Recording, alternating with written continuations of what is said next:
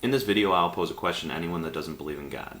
The question has been asked for many years, but still requires serious consideration. That question: what if you're wrong and God does exist?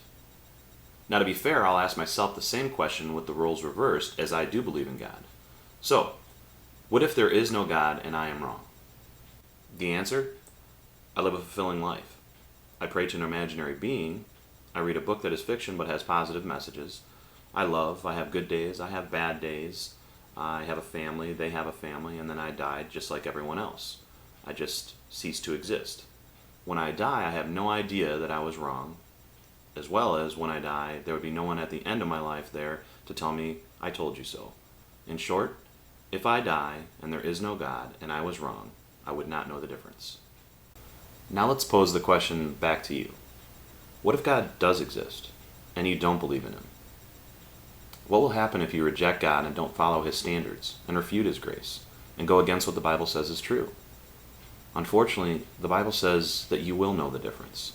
You will spend eternity separated from your God. Don't you think that this is a serious question to consider?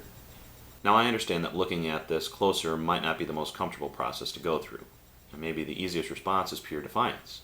If your answer is, if a loving God would do this to His creation, then I wouldn't want to believe in this loving God anyways.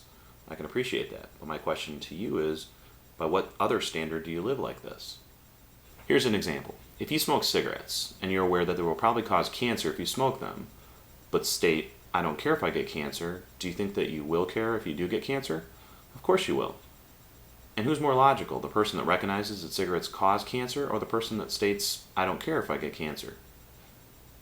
In the same way, who's more logical, the person that says, I don't want to be separated from God, or the person that states, I don't care if I would be separated from God? Many non-theists get frustrated with Christians trying to share this view with them. But here is a worldview that we can all relate to. If you were to witness someone attempting to commit suicide, would you try and stop them? I believe that most people would say yes, for the preservation of mankind. In the same way, a Christian shares their views. We are watching people intentionally choose a life away from God for all eternity. And as you would try to help another human being about to commit suicide, a Christian does the same with a non-believer. In the average day, a human being makes thousands of choices. Over a lifespan, millions. Most of those choices yield results and consequences. In the question of is there a God, if you choose no, what if you're wrong?